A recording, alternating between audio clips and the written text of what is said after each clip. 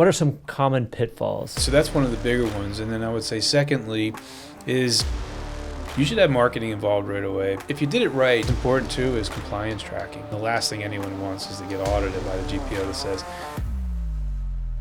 Today on Tuesday Talks with Toomey, Dan breaks down the common pitfalls manufacturers face when rolling out a new contract.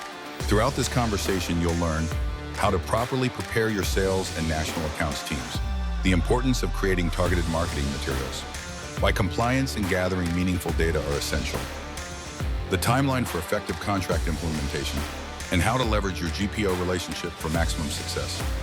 Let's get started.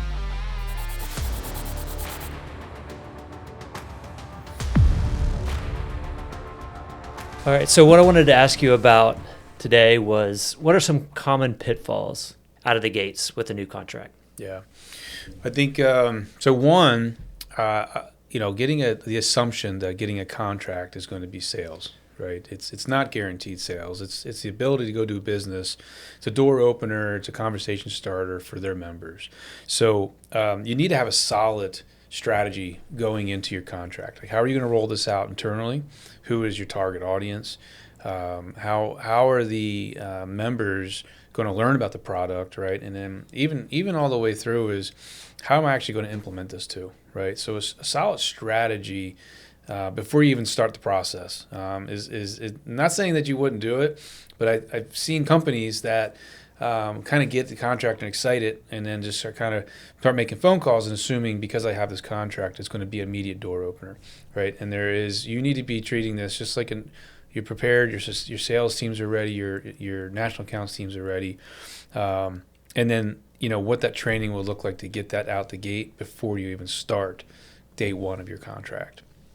So I think some other things, right? So that's one of the bigger ones, and then I would say secondly is let's talk about that education of the sales team, right? So your national accounts team, your sales team, field team, like what do they really need to know?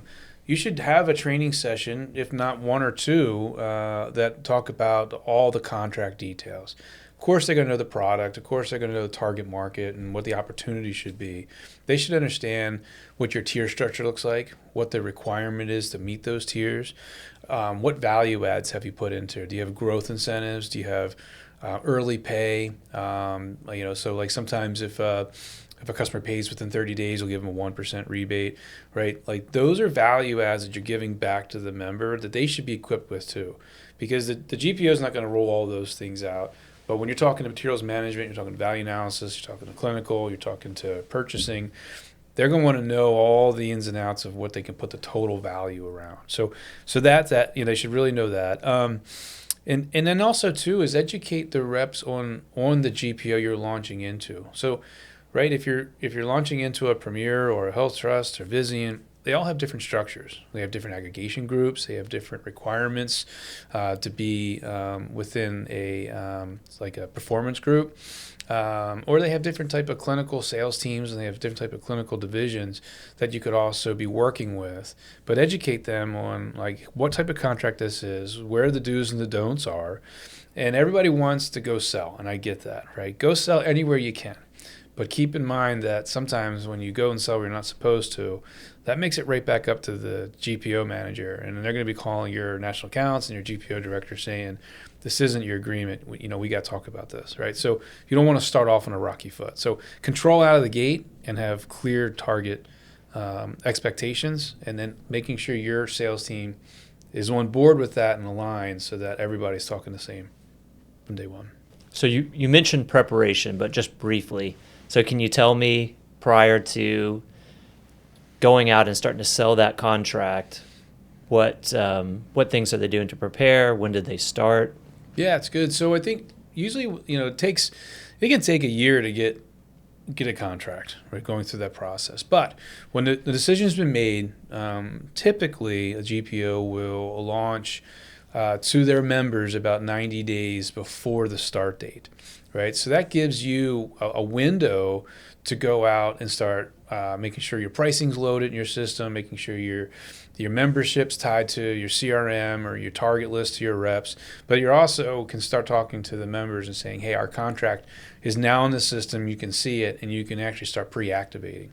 You have to decide. You have the resources of slotting or not pre-slotting, customers, or just loading them all into tier one, right? But getting that structure ready ahead of time too, so that when, let's say 1/1, is the start date and the actual pricing needs to start, you've already got that loaded and ready to go. So those are some of the things internally, and then it's externally, right? That the rep is knowing clinically what the process is going to be. Like I said, just because you got the contract doesn't mean the sales will automatically follow. So clinically, what's the value analysis process? Who do you have to talk to get that product evaluated internally?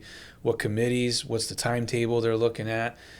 And are they going to be aligned with that GPO contract, or have they already done something locally that maybe will push them out 6 months? So, it's really getting to do the investigative work with the customer to make sure that, yep, they're going to activate and they're going to go live 1/1. Maybe they can't convert until 2/1, but at least you have that conversation with the right folks and they understand what's going on ahead of time. Yeah, that makes sense. You can do a lot of prep work before you're actually out there selling. Yeah. So we've talked about preparing the sales team and just being prepared in general, and your IDN team and your GPO team is all on the same page. But what about marketing? What about things that you're putting out one to many? Yeah. How can you prepare those? Collaboration of all interdependencies is extremely important. So you have your sales team trained, you have your national accounts team, they're aligned, you have your GPO team, of course, should be leading the charge here. You should have marketing involved right away, because if you did it right, they were involved throughout the whole process, right? You're bringing them in for your marketing, your team, your product managers. They were part of this process to help win this position. But when you're launching out the material, so you've loaded up, let's say you're going through the bid process now, and you've loaded up marketing material around the product. That's like, check the box. Here's some data sheets. Here's the IFU. Maybe you have a white paper. Maybe you have some clinical studies. You've given them as part of your bid process. Going to market now, you actually have a contract number now. You actually have definition to what it's going to look like to the member. So create marketing material that's designed for your launch, right? So if it's one product or a portfolio of products or a service, or even if it's a drug or whatever it may be, put your contract number at the top of the page.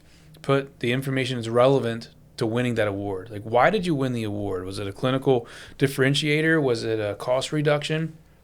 Make that the highlight, because the GPO supports, hey, this is why you guys won this award. Make that your highlight. Then your features and benefits, or whatever it may be from a normal sales. And then if you happen to be an established contracted supplier, then I would put your other contracts on the back, like at the bottom. But think of this tool as one that is not just a education material for the customer, but it's a sales tool and maybe even education material for your sales team. So having a one-piece information that allows you to do all of that, right? And then you could put in if there are rebates or other things like that. And then we can see it. Like, this is our launch. Here's our material. And then most importantly, I would say, when you're done, you got that, and you got the sales team using it, go back to the GPO contract manager and make sure they load that up with your contract. Because when your contract goes live, and members are grabbing it to look at some of the specifications, they do look at the attachments. So make sure that new piece that you've created is also tied to your contract, and then they can download it and they can see it as well. Yeah. And so what does the GPO do on your behalf with regard to materials and sheets that you have? You got to work with them. I mean, you got to remember, especially if they're in a multi-category, like if you're with other vendors, they try to be neutral. Right? They don't always go out and promote one over the other. But if you do have information you want to get out, like, they'll help find the channels within the GPO, or set up the meetings within the next maybe a marketing department or a clinical value analysis department, so that you can tell your story and then they can get to their teams. Right? They'll support you from there. Every time you put something new onto your contract, like a new marketing material or a new study, right, they put that in. That touch point actually goes out to the members too. So even though they don't blast it out of, oh, hey, your company X now has a brand new literature sheet, right? But it will go out in touch points of, like, hey, this is part of their portals, right, that the members can access. And they'll be able to see it there. It'll show up as if they click on your contract, and they'll be able to see all the newest and latest additions and revisions also. Okay, great. So you mentioned what good looks like with marketing and sales. What are some pitfalls you've seen? What are some examples that are bad of going to market, especially with the marketing material? What could go wrong? Yeah, I think if you don't have enough education material for both the customer and for your rep, right? If you're just using a document that's got too much literature to it or too much words on it, or like it's just too much, right? Keep it simple, keep it informative, and keep it something that's very relevant to what around the contract it is.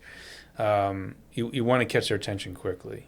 Secondly, you don't want to put all your products. And I'll tip my hat to the GPO here a little bit and say, hey, support them. Is you got a contract on this product, you're going in to sell that product, you shouldn't be loading everything on it behind it, because you're not going to get the attention of the clinician or the purchase manager, especially if it's off contract. So be focused with what you're there for. Have the conversations separately, but if you're going in for a new contract launch, be very specific to that, because remember, there's probably 30 other contracts launching around the same time.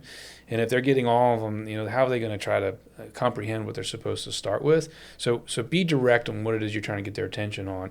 Build that trust, build that relationship, and then add the other products accordingly. And that can be done from a local standpoint or another GPO contract standpoint.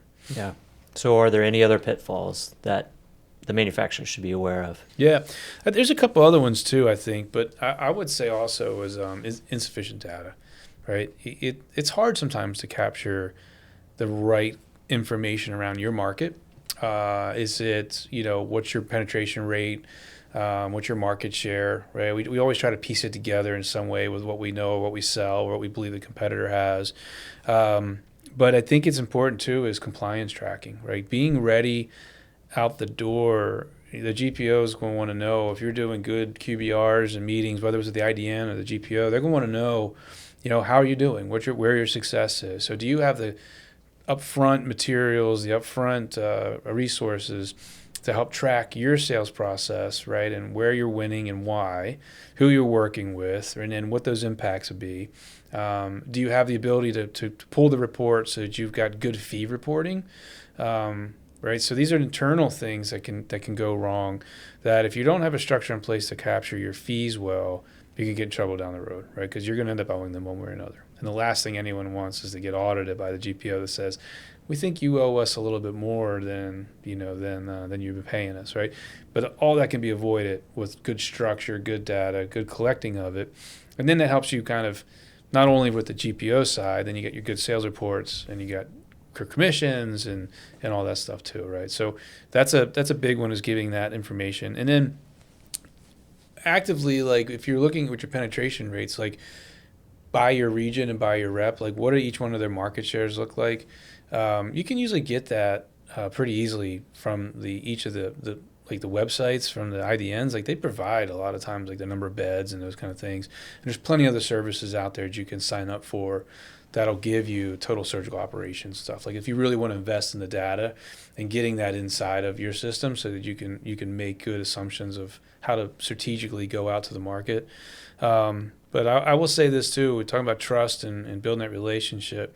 If you can really build a strong relationship with your GPO manager during that contract process, like they'll give you an idea of like, hey, this is a $30 million category, right? You only have 10% of it. Right, so think about how you're going to strategize that. But you can start piecing together, what your footprint is with that GPO now and where you want it to be, and use them as a resource. Right, don't forget that, especially once you get to contract, they can't tell you everything, but they'll help you guide you in the right direction, and give you the tools you needed from the GPO. Yeah, it sounds like you're saying that the better the relationship is, probably the more information you're going to be able to get. Yeah, absolutely. I mean, look, a lot of times if you're meeting with them on a regular basis, whether it's live or whether it's Zoom, right? But if you're having regular cadence with them, where your hurdles may be and how to get through, or you can't get to a certain customer, you're not sure the call points for, a certain aggregation group, right? These are things that they'll help you with. But if you're also trying to figure out kind of maybe even who your competition is right now, right? Like they'll let you know, hey, you're one of 5 suppliers, and here's everyone that's on contract with you. Those are things you should be asking, and you should get out of them, because then it allows you to understand, okay, maybe there are 4 or 5 suppliers on, but maybe really one of them is a competitor, and the other one's could be niche products or diversity, something like that. So you really should understand the landscape of your contract and who you're up against out of the gate. Yeah, good. So do you mind summarizing those 4 pitfalls one more time? Yeah, so it's assumptions, of your award is going to equal sales right away. So that, having a lack of go-to-market strategy with your sales team, commercialized plan, right? Needing to actually target and understand where you need to grow and who you need to target with. That's, number 1. 2 is the lack of training. Proper training of the contract and the GPO for your sales team and your national accounts team. Make sure everyone understands not just the product but the contract. And then the marketing material, misuse of the market, like missing the ability to customize it, getting it put out there for the members to see it and for the reps to use it, so it's a two-way tool. And then lastly is kind of like the insufficient data, right? Not really taking control of the information you have at hand today, asking the questions, and then getting yourself ready to manage that data, right, for paying fees, sales reporting, and all that kind of necessary stuff to be successful. Yeah, that's great. That's so much more than just getting ready to sell the product to the clinicians. So yes, great info.